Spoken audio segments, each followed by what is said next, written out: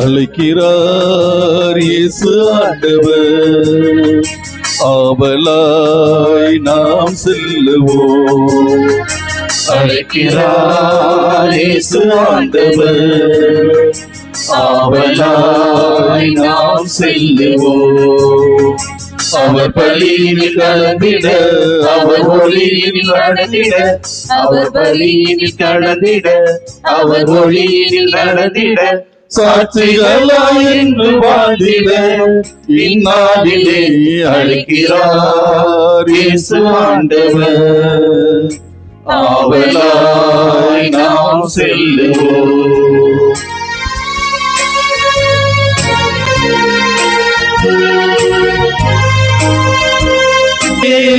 நாடும் தருகிறார், தோள்களில் நம்மை தாங்குவார், துயரில் அவர் தீர்த்துவார், சுமைகளை சுகங்களாக மாற்றுவார், வல்லமுடன் வாழும் வழி காட்டுவார், சுமைகளை சுகங்களாக மாற்றுவார், வல்லமுடன் வாழும் வழி காட்டுவார்.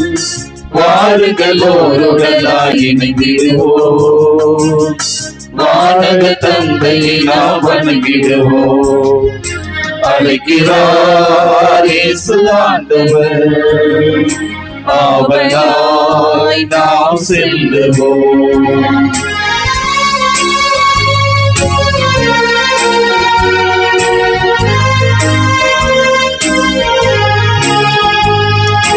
அன்பினால் உலகை ஆளுவார், ஆவியால் நம்மை நிரப்புவார், அமைதியை என்றும் அருளுவார், ஆனந்தம் நெஞ்சில் பொழிகுவார், விடியலின் கீதமாக முழங்குவார், விடுதலை வாழ்வில் நமக்கு வழங்குவார், விடியலின் கீதமாக முழங்குவார், விடுதலை வாழ்வில் நமக்கு வழங்குவார்.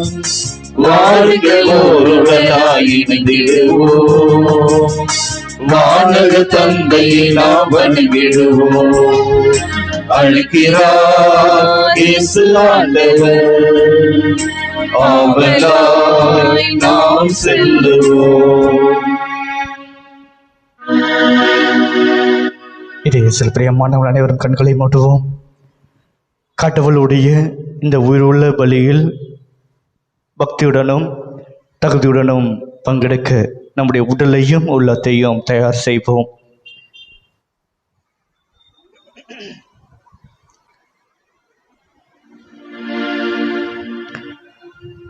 தந்தை மகன் தூயாவியாரின் பெயராலே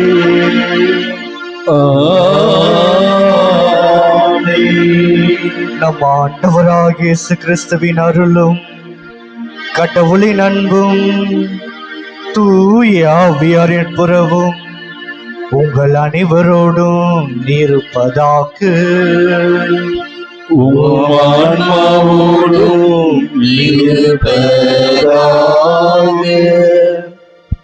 இயேசுவில் பிரியமான தெய்வீக திருப்பலியும் உங்களுடைய கருத்துக்களுக்காக ஒப்புக்கொண்டு ஜெபிக்கப்படுகிறது. குறிப்பாக இருதயராஜ், கரோலின், கெவின் குடும்பத்திற்கு புனிதர் வழியாக பெற்றுக்கொண்ட எல்லா விதமான நன்மைகளுக்கு நன்றி திருப்பலியாக ஒப்புக்கொண்டு ஜெபிக்கப்படுகிறது. மனோகரன், மேரி சித்ரா, ஜான் குடும்பத்தினர் இறைவன் செய்த எல்லா விதமான நன்மைகளுக்கு நன்றி திருப்பலியாக ஒப்புக்கொண்டு ஜெபிக்கப்படுகிறது. யூஜின் அமலே நன்றி திருப்பலியாக ஒப்புக்கொண்டு ஜெபிக்கப்படுகிறது. ஜான், ஜோசப், லூத்து மேரி, அலெக்ஸ், கீதா நன்றி திருப்பலியாக ஒப்புக்கொண்டு ஜெபிக்கப்படுகிறது. ஜோ, அல்போன், ஜோ, ஆன்சில் நன்றி திருப்பலியாக ஒப்புக்கொண்டு ஜெபிக்கப்படுகிறது. மேலுமாக ஜேன் மேரி நன்றி திருப்பலியாக ஒப்புக்கொண்டு ஜெபிக்கப்படுகிறது. ஆரோக்கிய அம்மாள், சிலுவை ரத்தினம் இவருடைய ஆண்மேலை பற்றிக்காகவும் இத்திருப்பலியானது ஒப்புக்கொண்டு ஜெபிக்கப்படுகிறது. அன்புமிக்க சகோதர சகோதரிகளை, தூய மறைநூல்களை கொண்டாட நாம் தகுதி பெறும் பொருட்டு நம் குற்றங்களையும் குறைகளையும் பாவங்களையும் பலவீனம் நினைத்து பார்த்து கடவுளிடத்தில் மன்னிப்பு வேண்டி மன்றாடுவோம். எல்லாம் வல்ல இறைவனிடமும் சகோதர சகோதரிகளே, உங்களிடமும் நான் பாவியை ஏற்றுக்கொள்கிறேன். ஏனெனில் என் சிந்தனையாலும் சொல்லாலும் செயலாலும் கடமையில் தவறியதாலும் பாவங்கள் பல செய்தேன். என் பாவமே, என் பாவமே, என் பெரும் பாவமே. ஆகையால் எப்பொழுதும் கன்னியான புனித மரியாதையும் வானதூதர் புனிதர் அனைவரையும் சகோதர சகோதரிகளே, உங்களையும் நம் இறைவனாகிய ஆண்டவரிடம் எனக்காக வேண்டிக் கொள்ள மன்றாடுகிறேன். எல்லாம் வல்ல இறைவன் நம்மை இரக்கம் வைத்து நம் குற்றங்கள், குறைகள், பாவங்கள், பலவீனங்கள் எல்லாவற்றையும் மன்னித்து நம்மளை வாழ்வுக்கு அழைத்துச் செல்வாராக. ஆமென்.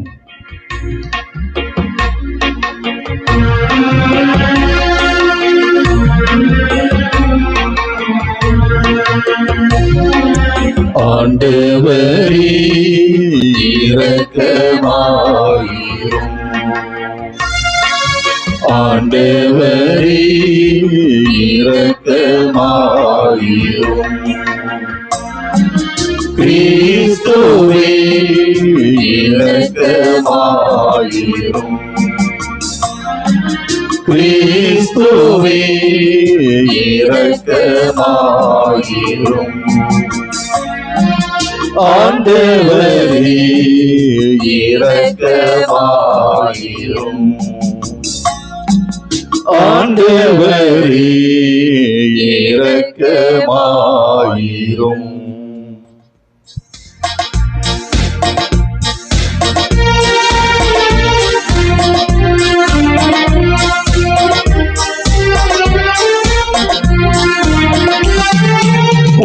உன்னதங்களிலே கடவுளுக்கு மாட்சி உண்டாகுக.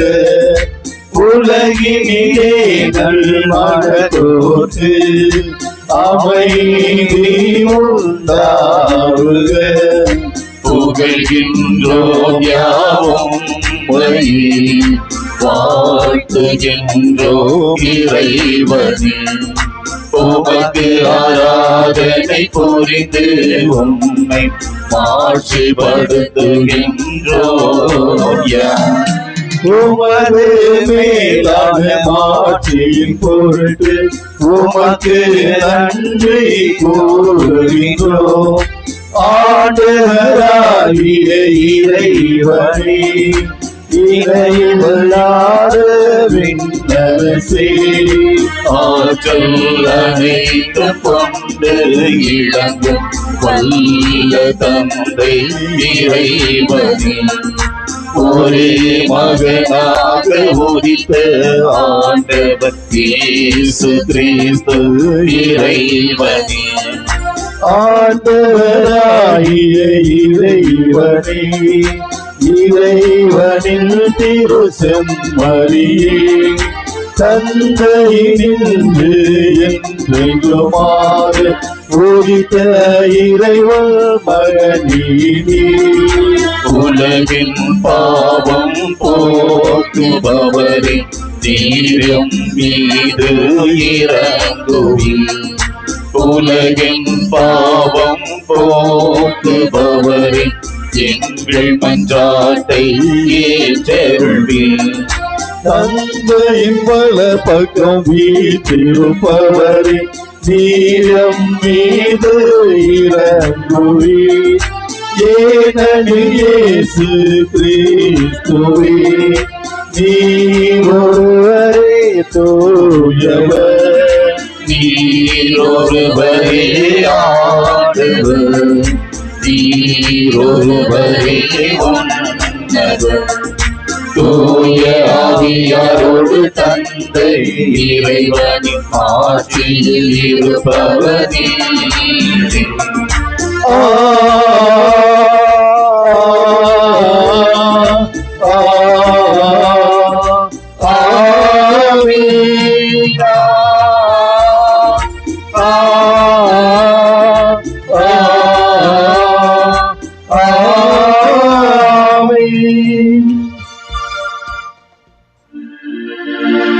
மன்றாடுவோமாக. எங்களுக்கு மீட்புக்கு பிள்ளைகளுக்கும் உரிய உரிமையை வழங்கும் இறைவா, உன் அன்புக்குரிய மக்களை கனிவுடன் கண்ணோக்கி அருளும். அதனால் கிறிஸ்துவில் நம்பிக்கை கொண்டுள்ள மக்களுக்கு உண்மையான விடுதலையும் நிலையான உரிமை பெற்றையும் அளிப்பீராக. உமோடு தூய ஆவியாரின் ஒன்றுக்குள் இறைவனாய் என்றென்றும் வாழ்ந்து ஆட்சி செய்கின்ற அவர் வழியாக உம்மை மன்றாடுகின்றோம். ஆமென்.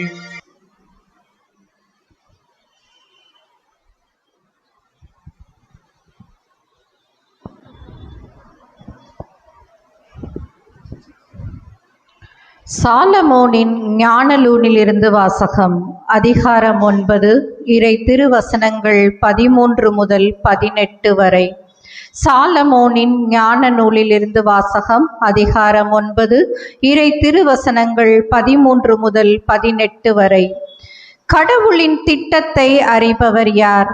கடவுளின் திருவுளத்தை கண்டுபிடிப்பவர் யார்? நிலையற்ற மனிதரின் எண்ணங்கள் பயனற்றவை. நம்முடைய திட்டங்கள் தவறக்கூடியவை. அழிவுக்குரிய உடல் ஆன்மாவை கீழ் நோக்கி அழுத்துகிறது. இந்த மண் கூடாரம் கவலை தோய்ந்த மனதுக்கு சுமையாய் அமைகிறது. மண்ணுலகில் உள்ளவற்றையே நாம் உணர்வது அரிது. அருகில் இருப்பவற்றையே கடும் உழைப்பால் தான் கண்டுபிடிக்கிறோம். இவ்வாறிருக்க விண்ணுலகில் இருப்பவற்றை தேடி கண்டுபிடிப்பவர் யார்? நீர் ஞானத்தை அருளாமலும் உயர்வானிலிருந்து உம் தூய ஆவியை அனுப்பாமலும் இருந்தால் உம் திட்டத்தை யாரால் அறிந்து கொள்ள இயலும்?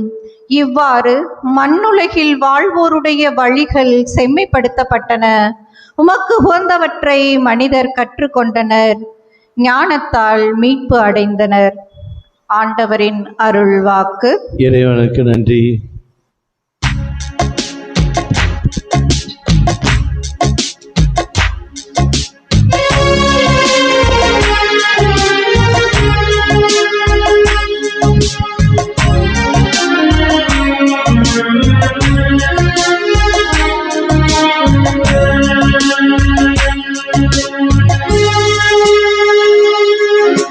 ஆண்டவரை நான் போற்றிடுவேன் என்றும், ஆண்டவரை நான் போற்றிடுவேன் என்றும், ஆண்டவரை நான் போற்றிடுவேன் என்றும், ஆண்டவரை நான் போற்றிடுவேன். ஆண்டவரை நான் போற்றிடுவேன் என்றும், ஆண்டவரை நான் போற்றிடுவேன்.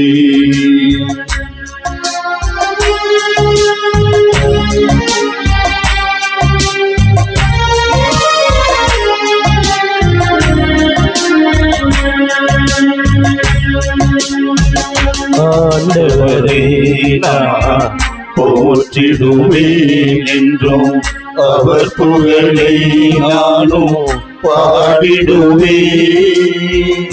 ஆண்டவரை நான் போற்றிடுவேன் என்றும், அவர் புகழை நானும் பாடிடுவேன்.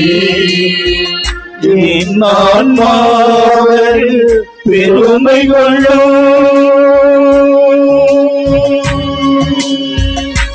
என் ஆன்மாவில் பெருமை கொள்ளும். எளியவர் இதை கேட்டு மகிழ்வாராக, எளியவர் இதை கேட்டு மகிழ்வாராக. ஆண்டவரை நான் போற்றிடுவேன் என்றும், ஆண்டவரை நான் போற்றிடுவேன்.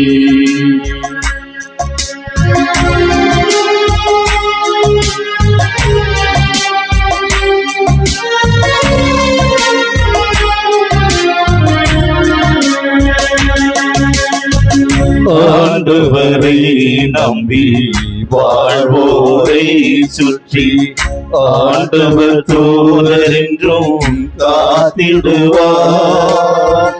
ஆண்டவரை நம்பி வாழ்வோரை சுற்றி ஆண்டவர் தூதர் என்றும் காத்திடுவார். ஆண்டவர் எவ்வளவோ இனியவரே, ஆண்டவர் எவ்வளவோ இனியவரே என்று சுவைத்து பாருங்கள், சுவைத்து பாருங்கள். ஆண்டவர் எவ்வளவோ இனியவரே என்று ஆண்டவரை நான் போற்றிடுவேன் என்றோ, ஆண்டவரை நான் போற்றிடுவேன், ஆண்டவரை நான் போற்றிடுவேன் என்றோ, ஆண்டவரை நான் போற்றிடுவேன்.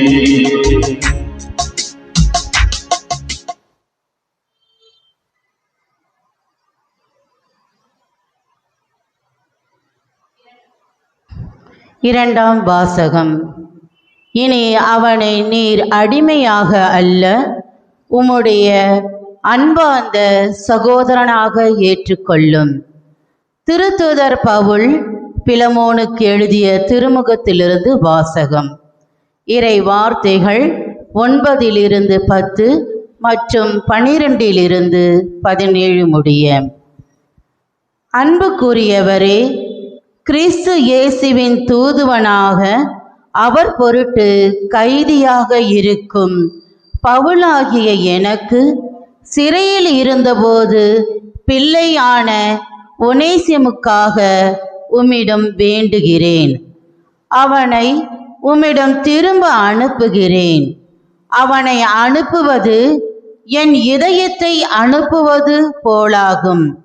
நற்செய்தியின் பொருட்டு சிறையுற்றிருக்கும் எனக்கு உமது பெயரால் பணியாற்ற அவனை என்னிடமே நிறுத்தி கொள்ள விரும்பினேன்.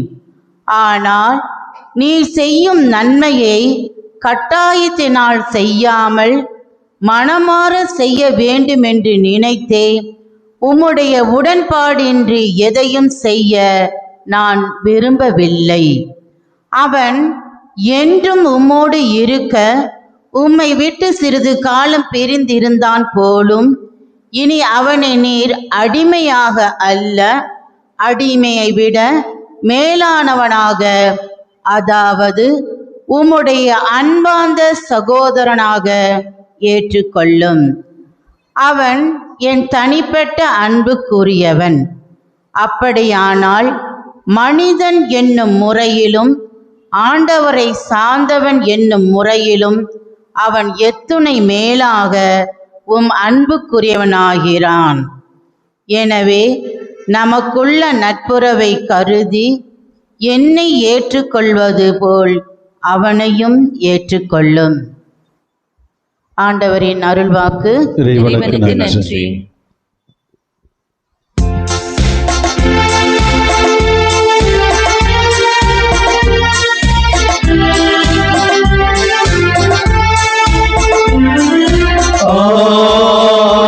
Alleluia, Alleluia, Alleluia, Alleluia, Alleluia, Alleluia, Alleluia, Alleluia, Alleluia, Alleluia, Alleluia, Alleluia. ஊழியன் மீது உமது முகவொலியை வீசச் செய்யும். உம் விதிமுறைகளை எனக்கு கற்பித்தருளும். அல்லேலூயா, அல்லேலூயா, அல்லேலூயா, அல்லேலூயா, அல்லேலூயா. ஆண்டவர் உங்களோடு இருப்பாராக. உம் ஆன்மாவோடும் இருப்பாராக. லூக்கா எழுதிய தூய நற்செய்தியிலிருந்து வாசகம்.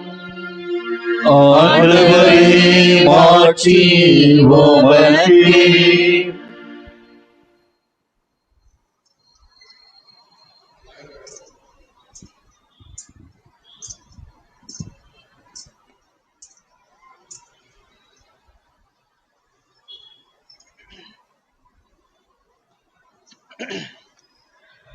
லூக்கா எழுதிய நற்செய்தி அதிகாரம் 14 இறை வசனங்கள் 25 33 முடிய.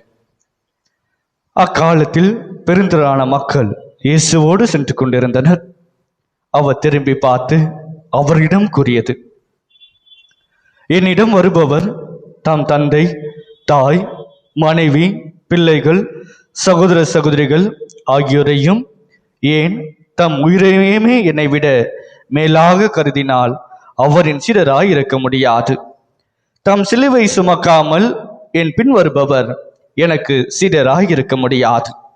உங்களுள் எவராவது ஒருவர் கோபுரம் கட்ட விரும்பினால் முதலில் உட்கார்ந்து அதை கட்டி முடிக்காக்கும் செலவை கணித்து அதற்கான பொருள் வசதி தம்மிடம் இருக்கிறதா என பார்க்க மாட்டாரா? இல்லாவிட்டால் அதற்கு அடித்தளமிட்ட பிறகு அவர் கட்டி முடிக்க இயலாமல் இருப்பதை பார்க்கும் எவரும் ஏளனமாக இம்மனிதன் கட்டத் தொடங்கினான், ஆனால் முடிக்க இயலவில்லை என்பார்களே.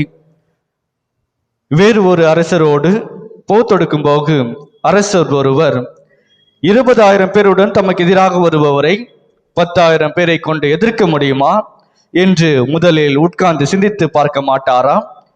எதிர்க்க முடியாதெனில் அவர் தொலைவில் இருக்கும் போதே தூதரை அனுப்பி அமைதியான வழியை தேட மாட்டாரா? அப்படி உங்களுக்கும் தம் உடைகள் எல்லாம் விட்டுவிடாத எவரும் என் சீடராய் இருக்க முடியாது.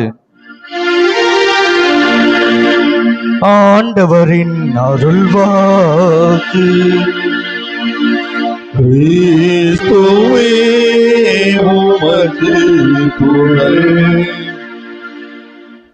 இதயத்தில் பிரியமானவர்களே,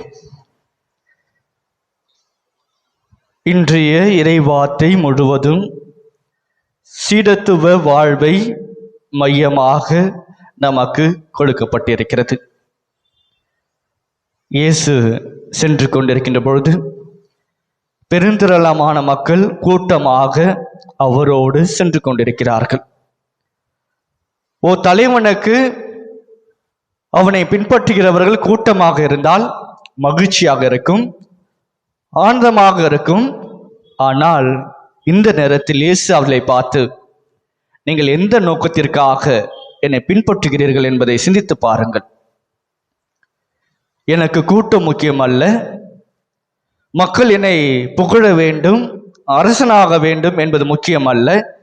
மாறாக என்னுடைய சித்தாந்தங்களையும் என்னுடைய வாழ்க்கையும் நான் சொல்லிக் கொடுக்கின்ற படிப்பினைகளையும் போதனைகளையும் உங்களுடைய வாழ்வின் மையமாக வைத்து நீங்கள் மற்றவர்களை அன்பு செய்து, மற்றவர்களை அரவணைத்து, மற்றவர்களை ஏற்றுக்கொள்வது மூலமாக என்னுடைய உண்மையான சீடர்களாக நீங்கள் மாற வேண்டும் என்பதுதான் இயேசுடைய விருப்பமாக இருக்கிறது என்பதை அவர் மக்களுக்கும் நமக்கும் எடுத்துரைக்கின்றார். இங்கு 2 விதமான மனிதர்களை குறிப்பிட்டு காட்டுகின்றார். ஒரு விதமான மனிதர்கள் இயேசுவை பின் செல்கிறார்கள், மற்ற விதமான மனிதர்கள் இயேசுவுடைய சீடர்களாக இருக்கிறார்கள். இந்த இயேசுவை தேடி பின் செல்கிறவர்கள், இயேசுவிடமிருந்து எனக்கு ஏதாவது ஆதாயம் கிடைக்காதா? இயேசு உணவு கொடுக்கின்றார், என்னுடைய நோய்களெல்லாம் குணப்படுத்துகின்றார், எனக்கு போதிக்கின்றார், இறையரசை பற்றி ஆறுதலான வார்த்தை எனக்கு எடுத்து உரைக்கின்றார். நான் தனிமையாக இருக்கின்ற போது, கலக்கத்தில் இருக்கின்ற போது, நடுக்கத்தில் இருக்கின்ற பொழுது, சமுதாயத்தின் கடைகோடில் இருக்கின்ற பொழுதும் அவர் என்னை பாதுகாத்து தேடி வருகின்றார் என்ற ஆவலோடு நாம் இயேசுவை பின்பற்றுகின்றோமா?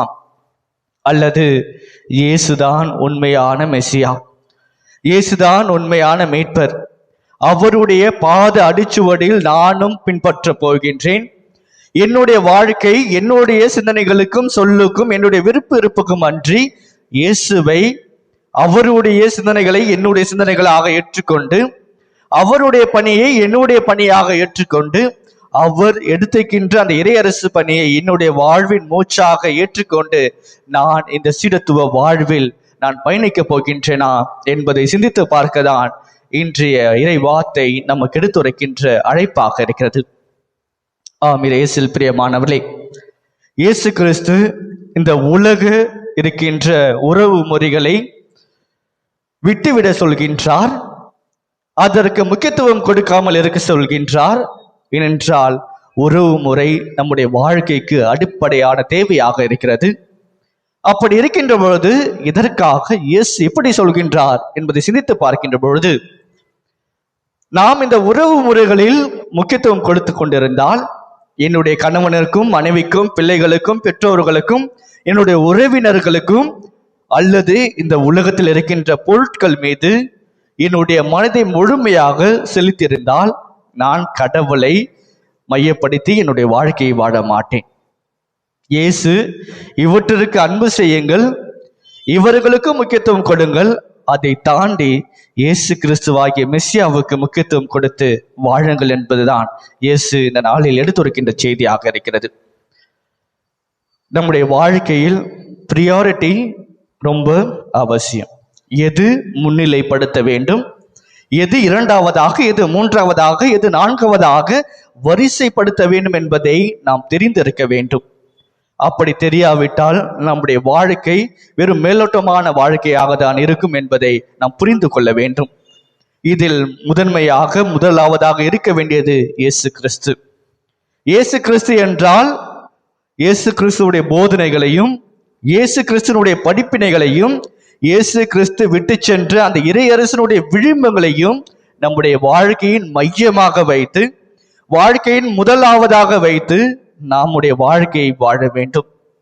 அதை நம்முடைய முழு மூச்சாக நம்முடைய வாழ்க்கை எல்லா நொடிப்பொழுதுகளிலும் நாம் செய்கின்ற எல்லா செயல்பாடுகளிலும் எடுக்கின்ற ஒவ்வொரு முடிவுகளிலும் இயேசு கிறிஸ்துவுடைய விளிம்புகளுக்கு ஏற்ப என்னுடைய முடிவுகள் இருக்கிறதா, என்னுடைய செயல்பாடுகள் இருக்கிறதா என்பதை பற்றி நாம் சிந்தித்து பார்க்க கடமைப்பட்டிருக்கின்றோம். இயேசுவில் பிரியமானவர்களே, இயேசு கிறிஸ்து ஒரு பொக்கிஷம். நாம் மத்தேயு நற்செய்தியில் வாசிக்கின்றோம், ஒருவர் நிலத்தை தோண்டி கொண்டிருக்கின்ற பொழுது ஒரு விலை உயர்ந்த பொக்கிஷத்தை கண்டவுடன் அதை அப்படியே மண்ணிலே புதைத்து வைத்துவிட்டு அவருடைய உடைமைகளாக இருக்கின்ற எல்லா விதமான சொத்துக்களை விற்றுவிட்டு அந்த நிலத்தை வாங்குகின்றார். அவர் அந்த நிலத்தை வாங்கவில்லை, மாறாக நிலத்தில் இருக்கின்ற அந்த பொக்கிஷத்தை பெற்றுக்கொள்வதற்காக ஆசை கொள்கின்றார். அதே போலதான் இயேசு கிறிஸ்து எடுத்துரைப்பது, இந்த உலக செல்வங்கள், என்னுடைய அறிவு, நான் வைத்திருக்கின்ற பட்டம், பதவி, வேலை வாய்ப்பு, பொருளாதாரம், இது எல்லாவற்றையும் என்னை பெற்றுக்கொள்வதற்கு நீங்கள் இழக்க வேண்டும். நீங்கள் இழப்பது என்னை ஆதாயமாக்கி கொள்ள வேண்டும். இதை எல்லாவற்றையும் 2 மடங்காக, 3 மடங்காக, 4 மடங்காக தரக்கூடிய ஆண்டவராக இயேசு கிறிஸ்துவை பெற்றுக்கொள்வதற்கு நாம் அதை இழக்க வேண்டும் என்பதுதான் இந்த நற்செய்தி நமக்கு எடுத்துரைக்கின்ற செய்தியாக இருக்கிறது. நாம் சற்று சிந்தித்து பார்ப்போம். இந்த 2 உவமைகள் ஆண்டவராக இயேசு கிறிஸ்து விண்ணரசனுடைய படிப்பினைகளையும் சீடத்துவ பண்புகளை பற்றியும் நமக்கு எடுத்துரைக்கின்றார். முதலாவது பார்க்கின்ற பொழுது, ஒருவர் கோபுரம் கட்ட விரும்புகின்றார். அவர் ஆசை கொள்கின்றார், ஆவல் கொள்கின்றார்.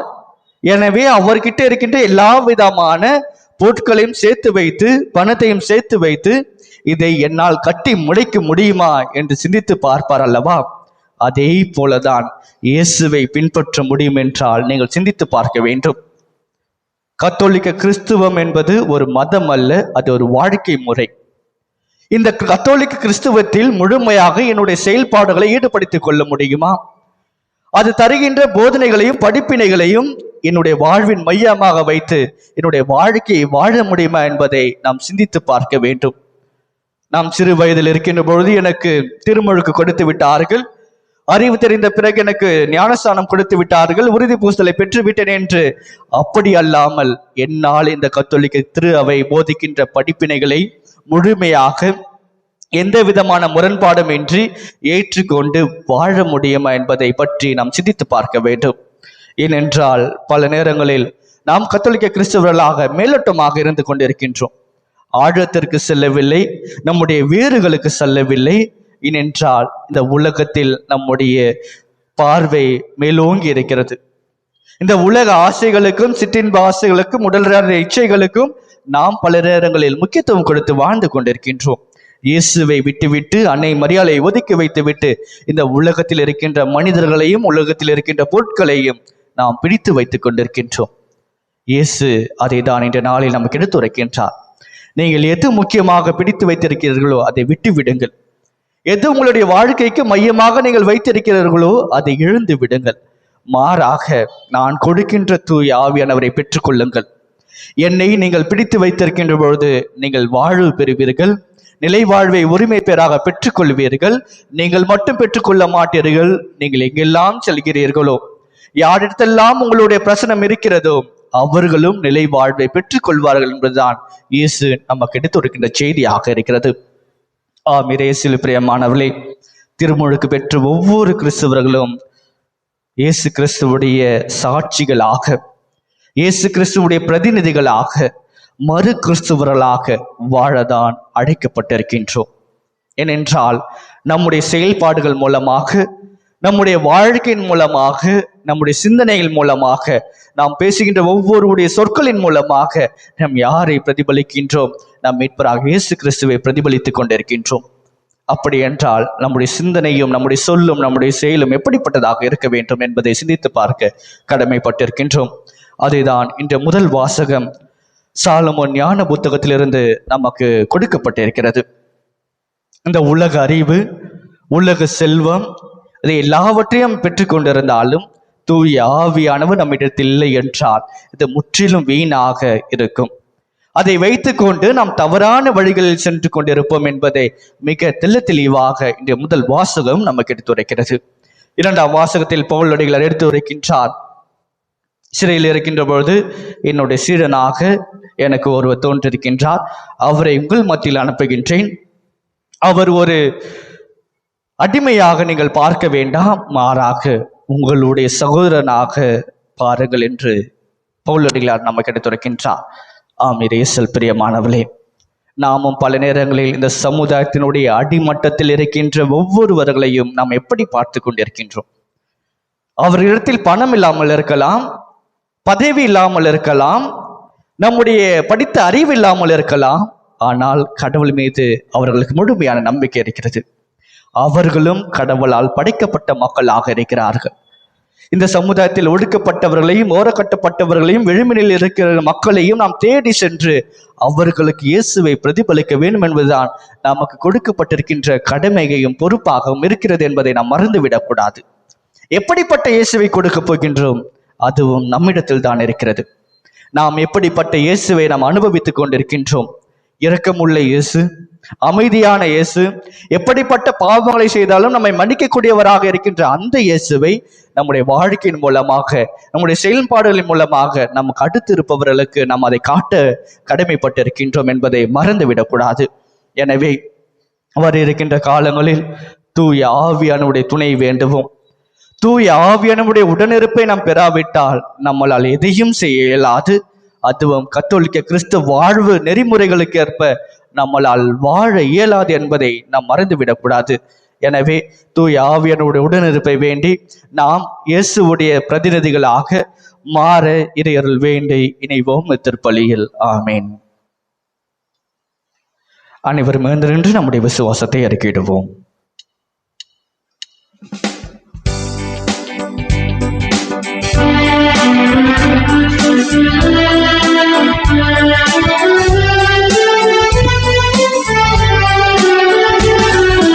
விண்ணையும் மண்ணையும் படைத்தவராம் கடவுள் ஒருவர் இருக்கின்றார். தந்தை மகன் தூய ஆவியராய் ஒன்றாய் வாழ்வோரை நம்புகிறே. தூய ஆவியின் வல்லமையால் இறைமகன் நமக்காய் மனிதரானார். கன்னி மரியிடம் பிறந்தவராம் இயேசுவை உறுதியாய் நம்புகிறேன்.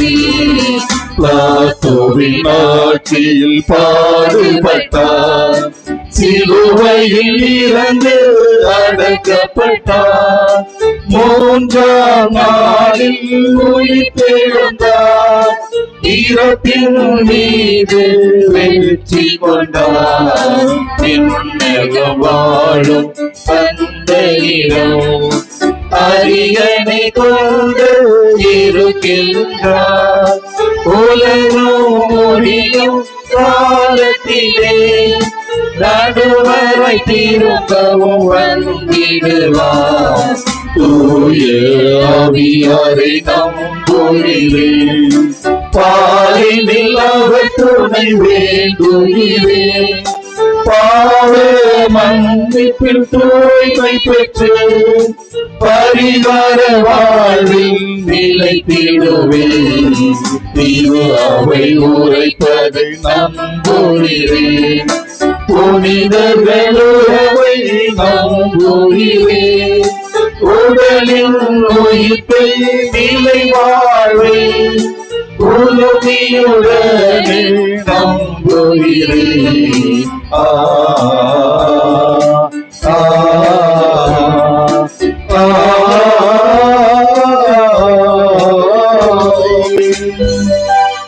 நம்முடைய மன்றாட்டுகள் எல்லாம் ஆண்டவரிடத்தில் எடுத்துரைப்போம்.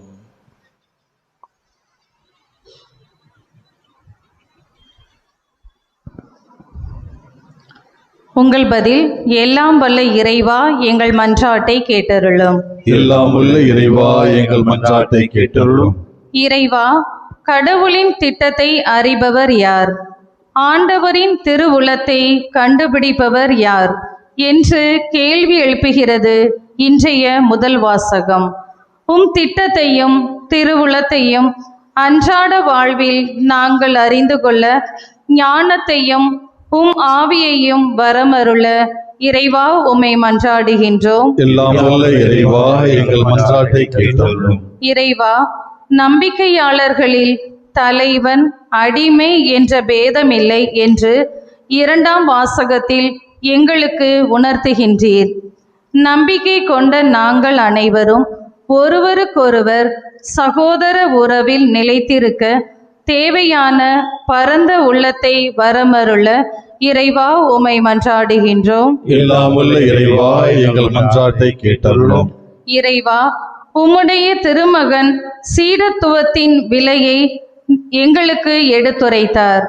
அவரை எங்கள் வாழ்வில் என்றும் பின்பற்றுவதற்கான இலக்கு தெளிவையும் விடாமுயற்சியையும் தியாக உள்ளத்தையும் எங்களுக்கு வரமருள இறைவா உம்மை மன்றாடுகின்றோம். எல்லாம் வல்ல இறைவா, எங்கள் மன்றாட்டை கேட்டருளும். இறைவா, வறுமை, படிப்பு, தொழில், போர், இயற்கை சீற்றம், வன்முறை ஆகியவற்றால் அன்றாடம் புலம்பெயரும் எங்கள் சகோதர சகோதரிகள் நீர் அருளும் பாதுகாப்பையும் அமைதியையும் உரிமையாக்கி கொள்ள வரமருள இறைவா உம்மை மன்றாடுகின்றோம். எல்லாம் வல்ல இறைவா, எங்கள் மன்றாட்டை கேட்டருளும்.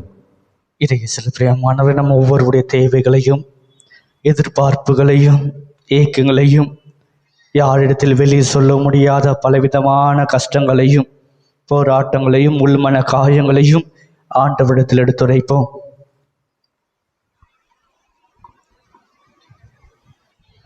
இயேசு கிறிஸ்துவுடைய உண்மையான சீடர்களாக நம்முடைய செயல்பாடுகள் மாற மன்றாடுவோம். நம்மிடம் இருக்கின்ற சுயநலமான வாழ்க்கை, தானாகின்ற அகந்தை,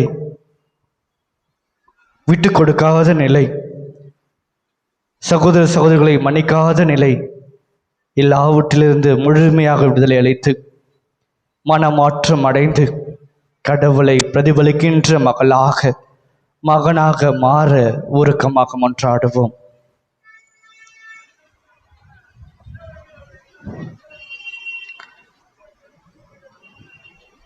இவற்றையெல்லாம் எங்கள் ஆண்டவராகிய கிறிஸ்துவுடைய அம்மை பார்த்து மன்றாடுகின்றோம். ஆமென்.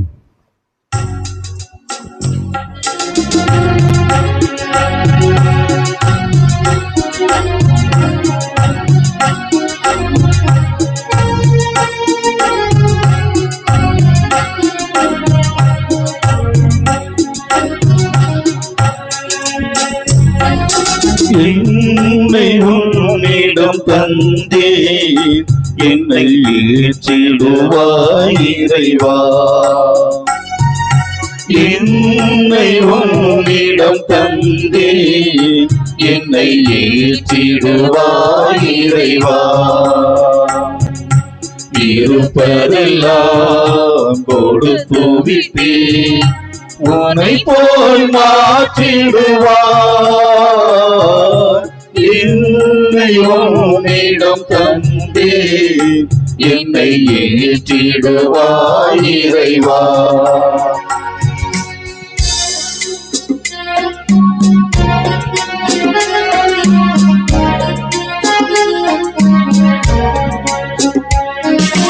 நொறுங்கிய உள்ளம் தருகின்றேன், நிறைவினை காண விளைகின்றேன். நொறுங்கிய உள்ளம் தருகின்றேன், நிறைவினை காண விளைகின்றேன். உன்னிடத்தில் சரணடைந்தேன், இனி எல்லாமும் நிறைவாகும். உன்னிடத்தில் சரணடைந்தேன், இனி எல்லாமும் நிறைவாகும். அதை உணர்ந்து கொண்டே நிறைவா, என்னை உன்னிடம் தந்தேன், என்னை ஏற்றிடுவாய் இறைவா.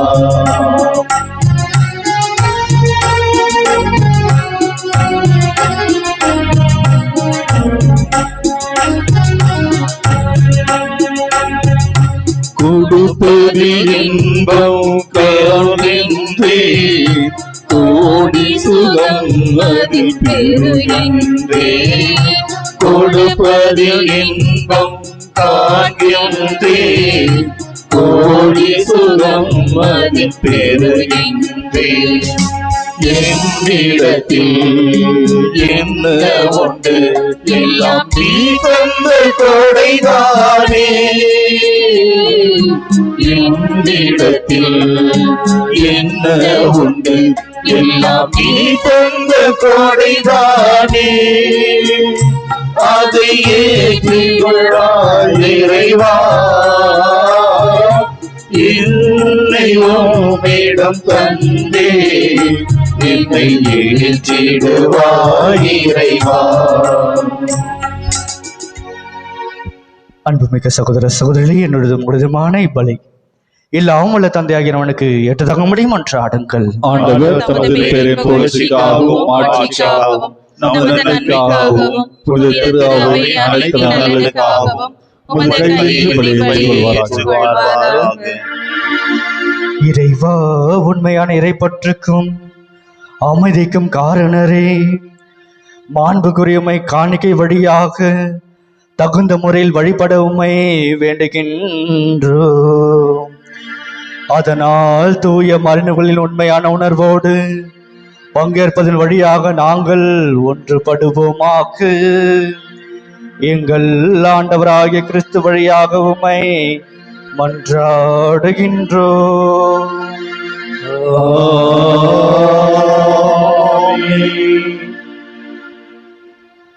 ஆண்டவர் உங்களோடு இருப்பாராக.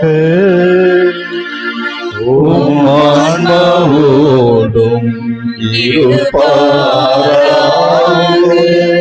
இதயங்களை மேலே எழுப்புங்கள். ஆண்டவரிடம் எழுப்பியுள்ளோம். நம் இறைவனாகிய ஆண்டவருக்கு நன்றி கூறுவோம். அது தகுதியும் நீதியும் ஆனது. ஆண்டவரே, தூயவரான தந்தையே,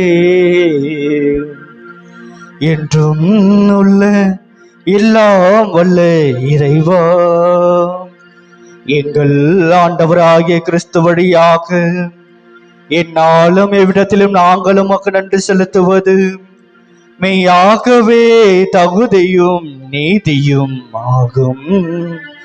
எங்கள் கடமையும் மீட்புக்குரிய செயலும் ஆகும். ஏனெனில் கிறிஸ்து பிறந்த முன்னையே பாவனிலிருந்து மனிதரை புதுப்பித்தார். பாடுபட்டு எங்கள் பாவங்களை அழித்தார். இறந்தோடமிருந்து உயிர்த்தெழுந்து நிலை வாழ்வுக்கு வழிவகுத்தார். தந்தையே, அவர் உம்மிடம் விண்ணேறி வந்து விண்ணகத்தின் கதவுகளை திறந்து வைத்தார். ஆகவே வானதுதர் அணிகளோடும் புனிதரின் பெருந்துறலோடும் நாங்களும் சேர்ந்து உமக்கு புகழ்ச்சி பணி செய்து முடிவின்றி பாடுவதாவது: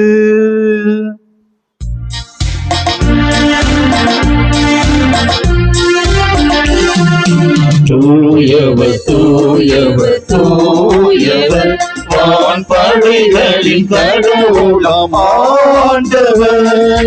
விண்ணகமும் மண்ணகமும் உமது மாட்சியால் நிறைந்துள்ளன.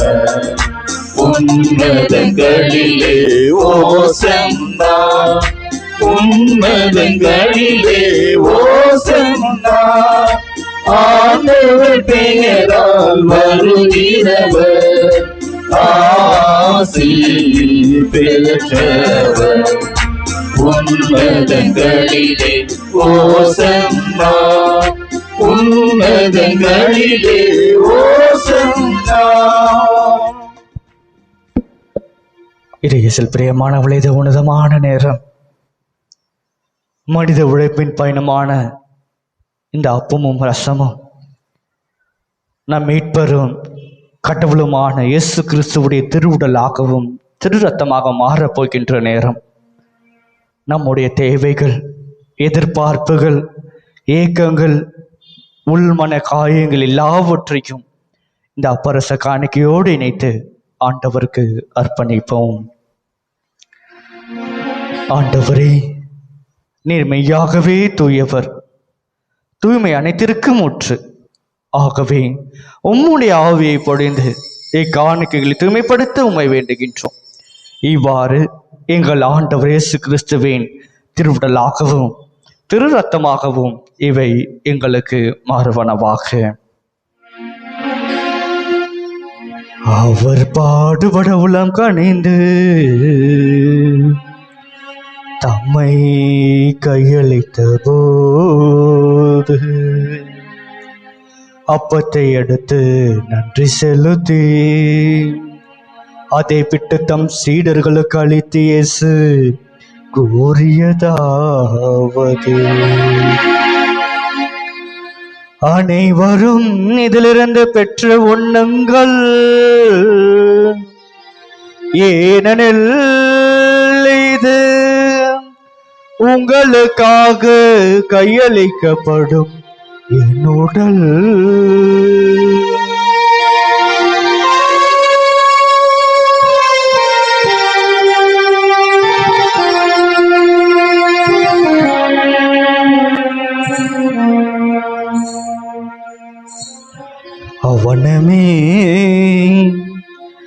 அவனமே இரவு விருந்தை அருந்திய பின் கிண்ணத்தையும் எடுத்து மீண்டும் உமக்கு நன்றி கூறி தம் சீடர்களுக்கு அளித்து இயேசு கூறியதாவது: அனைவரும் இதிலிருந்து பெற்று பருகுங்கள், ஏனெனில் இது புதிய நிலையான உடன்படிக்கைக்குரிய என் இரத்தத்தின் கிண்ணம். இது பாவ மன்னிப்புக்கென்று உங்களுக்காகவும் பலருக்காகவும் சிந்தப்படும். இதை நினைவாக செய்யுங்கள்.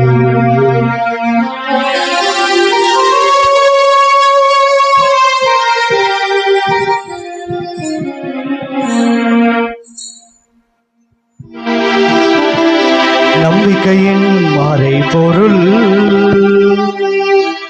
ஆண்டவரே, நீர் வருமளவும் உமது இறப்பினை அறிக்கையிடுகின்றோம். உமது உயிர்ப்பினையோ எடுத்துரைக்கின்றோம்.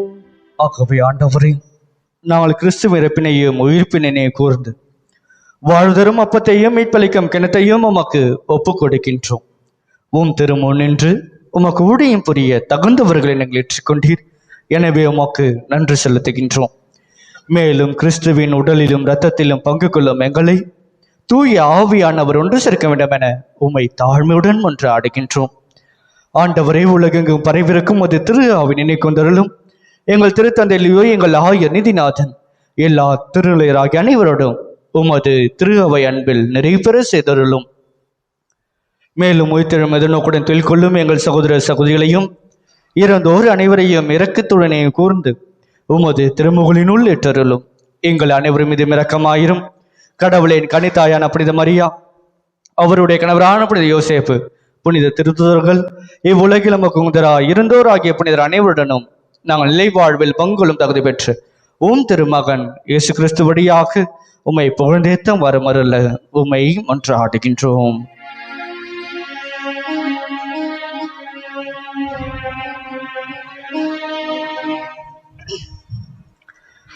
இவர் வழியாக இவரோடு இவரில் எல்லாம் வல்ல இறைவனாகிய தந்தையே,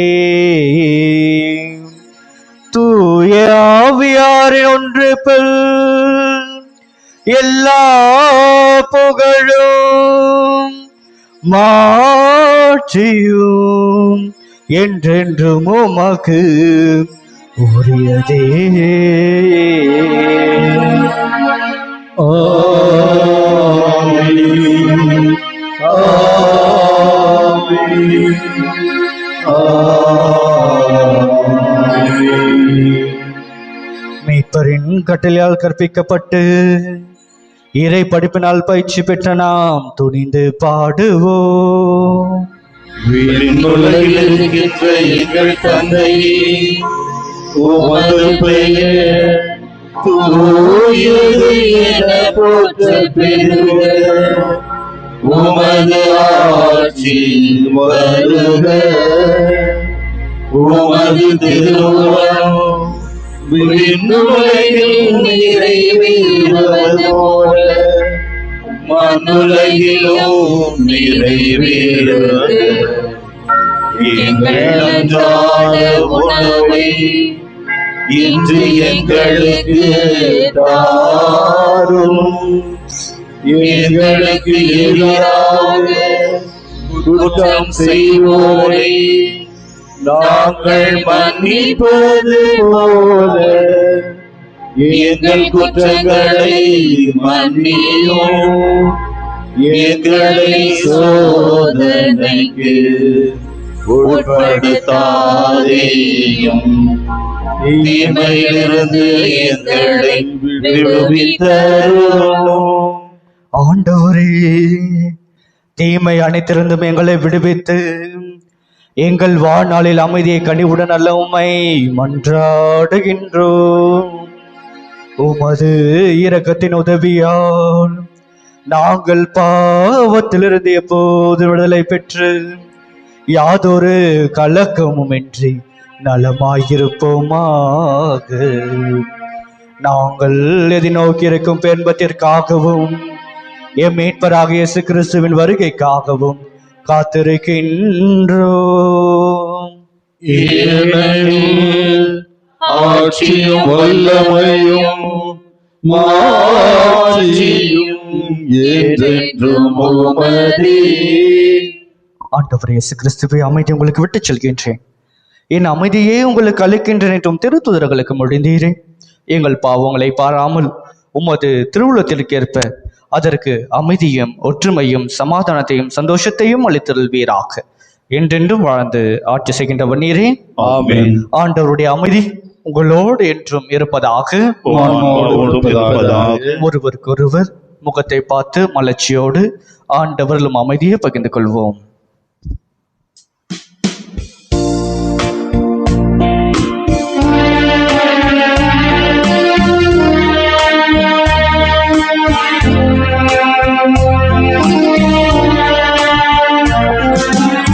உலகின் பாவம் போக்கும் இறைவனின் செம்மறியே எம்மேல் இரக்கம் வையும். உலகின் பாவம் போக்கும் இறைவனின் செம்மறியே எம்மேல் இரக்கம் வையும். உலகின் பாவம் போக்கும் இறைவனின் செம்மறியே எமக்கு அமைதி அருளும்.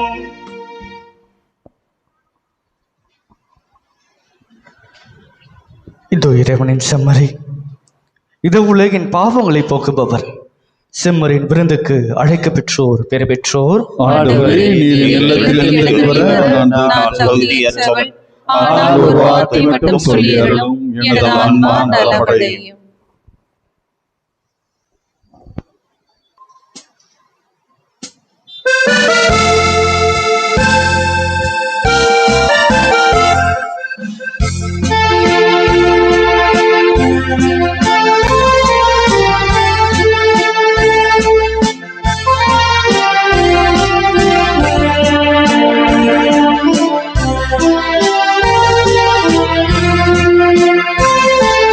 அன்பனே விரைவில் வா, உன் அடியேனை தேற்றவா.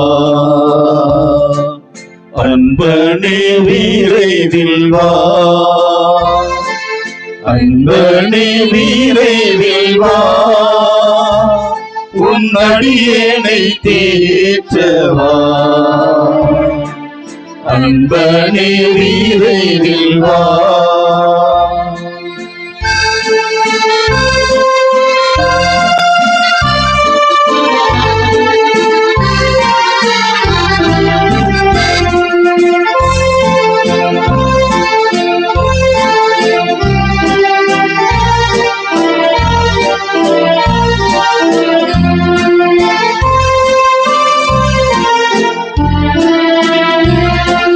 பாவ சுமையால் பதறுகிறேன், பாதை அறியாது வருந்துகிறேன். பாவ சுமையால் பதறுகிறேன், பாதை அறியாது வருந்துகிறேன். பாதை காட்டிடும் உன்னையே நான், பாதை காட்டிடும் உன்னையே நான் பாதம் பணிந்து வேண்டுகிறேன். அன்பனே விரைவில் வா, உன் அடியேனை தேற்றவா. அன்பனே விரைவில் வா. அனைவரும் முழந்தால் படியிடுவோம்.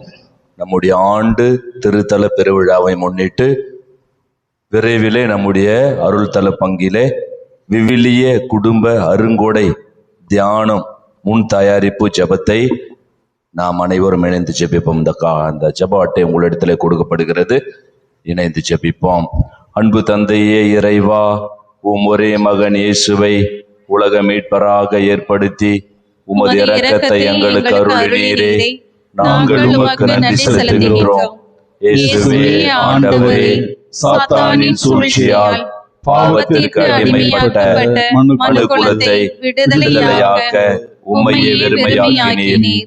உம் திருப்பாடுகளாலும் இறப்பினாலும் வெளிப்படுத்தப்பட்ட உண்மைகளை நாங்கள் உணர்ந்து ஏற்றுக்கொள்ள வரம் தாரும். தூய ஆவியாம் இறைவா, இவ்வுலக வாழ்க்கை வெறுமையானது என்றும் உம்மை அறிந்து வாழ்வதே நிலையான செல்வம் என்றும் எங்களுக்கு உணர்த்தியருளும். அவ்வாறே நாங்கள் விசுவாசத்தில் வேரூன்றி வளர்ந்து நிலை வாழ்வை அடைய இத்தியானத்தின் வழியாக அருள் புரியும். இந்த ஜெப வழிபாட்டை நடத்தி வைக்க நீர் தேர்ந்து கொண்ட உமடியார்களை ஆசீர்வதித்து தூய ஆவியின் அபிஷேகத்தால் நிரப்பேறும். இந்த தியானத்தில் பங்கேற்கும் எங்களையும் எங்கள் பிள்ளைகளையும் எங்கள் பரம்பரை முழுவதையும் என்றென்றும் தூய்மையில் நிலைத்து நிற்க கிருபை தாரும். ஆமென். ஆண்டவர் இயேசு கூறுகிறார், கடவுள் அனுப்பியவரை நம்புவதே கடவுளுக்கு ஏற்ற செயல். நீங்கள் என் பெயரால் தந்தையிடம் கேட்பதையெல்லாம் உங்களுக்கு தருவார். 2 அல்லது 3 பேர் என் பெயரின் பொருட்டு எங்கே கூடியிருக்கிறார்களோ அங்கே அவர்களிடையே நான் இருக்கிறேன் என உறுதியாக உங்களுக்கு சொல்லுகிறேன். நம் ஆண்டவராகிய இயேசு கிறிஸ்துவின் வாழ்வு தரும் வார்த்தைகளை முழுமையாய் விசுவாசித்து ஆனந்தத்துடனும் ஆர்ப்பரிப்புடனும் எதிர்பார்ப்புடனும் ஆண்டவரே எங்கள் மன்றாட்டை கேட்டருளும் என்று ஜெபிப்போம். இந்த தியானத்தை முன்னின்று நடத்தக்கூடிய தலைவர்கள், பொறுப்பாளர்கள் அனைவருக்கும் உற்சாகத்தையும் தியாக மனப்பான்மையையும் தந்தருள வேண்டும் என்று உம்மை மன்றாடுகிறோம். எங்கள் பங்கை சார்ந்த அனைத்து சாதி, மத, இன மக்களும் இந்த தியானத்தின் மூலமாக உம்மையே அறிந்து ஏற்றுக்கொள்ளும் வாய்ப்பினை அருள வேண்டும் என்று உம்மை மன்றாடுகிறோம். நாங்கள் அனைவரும் ஒரே குடும்பமாக உம் திருச்சன்னதியில் இருக்கும்போது எங்கள் உடைமைகள், பொருட்கள் எல்லாம் உமது பாதுகாப்பில் இருக்க வேண்டும் என்று உம்மை மன்றாடுகிறோம். எங்களிடையே உள்ள பிரச்சனைகள், சண்டை சச்சரவுகளை எல்லாம் நீக்கி எங்கள் வாழ்க்கையை புதுப்பிக்க வேண்டும் என்றும் உம்மிடம் சரணடைந்து வாழ வரம் தர வேண்டும் என்றும் உம்மை மன்றாடுகின்றோம். இந்த தியானத்தின் வெற்றிக்காக அயராது உழைக்கும் அனைவரையும் ஆசீர்வதிக்க வேண்டும் என்று உம்மை மன்றாடுகின்றோம். ஆமென். இறுதி ஜெபத்திற்காக எழுந்து நிற்போம்.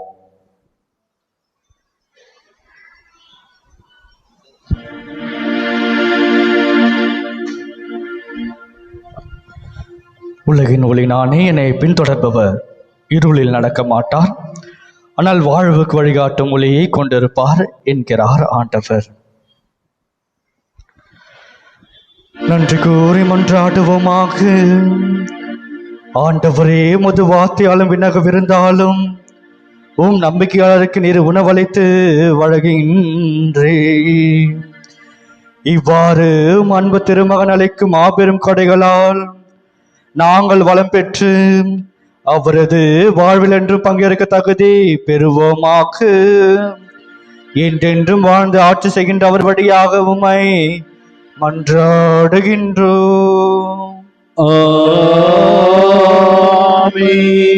பிரியமான பிள்ளைகளே, அனைவரும் அமருவோம். நமது அருள் தலத்தினுடைய ஒரு சில முக்கிய அறிவிப்புகள். இன்று ஆண்டின் பொதுக்காலம் 23ஆம் ஞாயிறை நாம் கொண்டாடுகின்றோம். அடுத்த வாரம் ஆண்டின் பொதுக்காலம் 24ஆம் ஞாயிறு. அன்னை மரியாளின் பிறப்பு விழாவை முன்னிட்டு முத்திரு நாட்களை நம்முடைய திருத்தலத்தில் நாம் கொண்டாடுகிறோம். நேற்று கொடியேற்றினோம். இன்று இந்த இறுதி ஆசிர் முடிந்தவுடனே ஆரோக்கிய அன்னையின் அற்புத சுகத்தை தருகின்ற நலம் தரும் நற்கருணை ஒரு 10-15 நிமிடங்கள் நற்கருணை ஆராதனையும் நற்கருணை சுற்றுப்பிரகாரமும் நடைபெறும். நாளை அன்னை மரியாவின் பிறப்பு விழாவை கொண்டாடுகின்றோம்.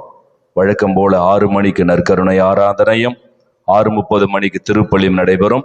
மாலை 6:30 மணிக்கு சிறப்பு ஜெப மாலையும் புனித ஆரோக்கிய அன்னையின் நவநாள் ஜெபமும் தேர்பவனியும் அன்னை மரியாளின் பிறப்பு விழா திருப்பலியும் இறுதியில் அன்னை மரியாளுக்கு முடிசூட்டு விழாவும் பிறந்த நாள் விழாவும் நடைபெறும்.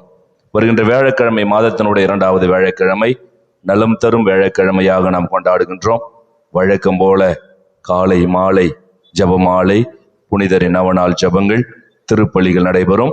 காலை 10:30 மணிக்கு ஜபமாலை, புனிதரின் நவநாள் ஜபம். 11 மணிக்கு இறை செய்தி, துதி கீதங்கள், நற்கருணை ஆராதனை, அபிஷேக திருப்பலி, திரு எண்ணெய் மந்திரிப்பு, நோயாளர்களுக்கான சிறப்பு ஜபம். சரியாக 1 மணிக்கு எல்லோருக்கும் நம்பிக்கை உணவானது வழங்கப்படும். தெருவோரும் வாழும் ஏழை எளியோருக்கான நல்ல சமாரியன் உணவு திட்டத்தின் வழியாக தெருவோரும் வாழுகின்ற இயலாதவர்களுக்கும் இந்த நம்பிக்கை உணவானது வழங்கப்படும். மாலை 6:30 மணிக்கு ஜபமாலை, புனிதரின் நவநாள் ஜபம், தேர்பவனி, நற்கருணை ஆராதனை, அபிஷேக திருப்பலி, திருப்பலி முடிவிலே நம்பிக்கை உணவு பக்தர்களுக்கு வழங்கப்படும். அன்றைய நாளின் வழிபாடுகளை அருட்தந்தை ஜேம்ஸ் தம்புராஜ் அடிகளார் வளர்புறம் பங்கு தந்தை நம்முடைய மத்தியிலே வந்து அந்த நாளினுடைய வழிபாட்டை நமக்கு சிறப்பு செய்கிறார். நம்பிக்கை உணவு மற்றும் நல்ல சமாரியனின் உணவு வழங்குவோர் உபகாரிகள் நல்ல உள்ளங்கள் பங்கு தந்தை அணுகவும். சென்ற வாரம் நான் இந்த அறிவிப்பு சொன்ன உடனே ஒரு பிள்ளை, படிக்கின்ற பிள்ளை, ஒரு கவர்ல, ஃபாதர் இதை வைத்துக் கொள்ளுங்கள், அந்த காசு டசன்ட் மேட்டர், அந்த கவர்ல எழுதியிருந்த வார்த்தை, தெருவோரம் வாழுகிற என்னுடைய ஏழை சொந்தங்களுக்கு என்னுடைய காணிக்கை. ஒரு கைத்தட்டலாம் அந்த பிள்ளைக்கு. அந்த காசு முக்கியம், காசு 1 லட்சம் 2 லட்சம் ரூபாய் கொடுக்கலாம். தெருவோரம் வாழுகிற என் ஏழை சொந்தங்களுக்கு என்னால் என்ற உதவி. அப்படி என்று நாம் கொடுக்கின்ற பொழுது ஏழைகளுக்கு கடன் கொடுப்பவர்கள் என்ன சொல்றாங்க? கடவுளுக்கு கடன் கொடுக்கிறார்கள். எனவே நம்ம இந்த நல்ல பணியை உற்சாகப்படுத்துவோம். தொடர்ந்து ஏழை எளியவர்களுக்கு நாம் உதவி செய்வோம். என் பிரியமான பிள்ளைகள், உங்களுக்கு தெரியும், ஒரு வியாழக்கிழமையும் இங்கே ஆராதனை நடைபெறுகிறது. இன்றைக்கு மாற்று சிகிச்சை முறை. இன்றைக்கு மருந்து மாத்திரை எல்லா நோய்க்கும் சாப்பிட்டு இந்த வயிற்று எரிச்சல் அதுவே ஒரு நோயா மாறிடுது. அதனால இன்னைக்கு எப்படி போறாங்க? மாற்று சிகிச்சை முறை, இயற்கை வைத்தியம், பாதை சிகிச்சை முறை, ஃபுட் ரிஃப்ளெக்ஸாலஜி, அக்குப்ரெஷர், அக்குபஞ்சர் அப்படின்னு சொல்லிட்டு போகிறார்கள். நாம் மூலம் என்ன செய்கிறோம்? நம் திருத்தல இருக்கிற நம்முடைய மக்களுக்கு, இங்கே வருகிற நோயாளிகளுக்கு இந்த பாதை சிகிச்சை முறை செய்கிற அருட்சகோதரி, ஜெபித்து கொண்டு செய்கிற ஒரு சகோதரி ஒவ்வொரு வியாழக்கிழமை இங்கே வருகிறார்கள்.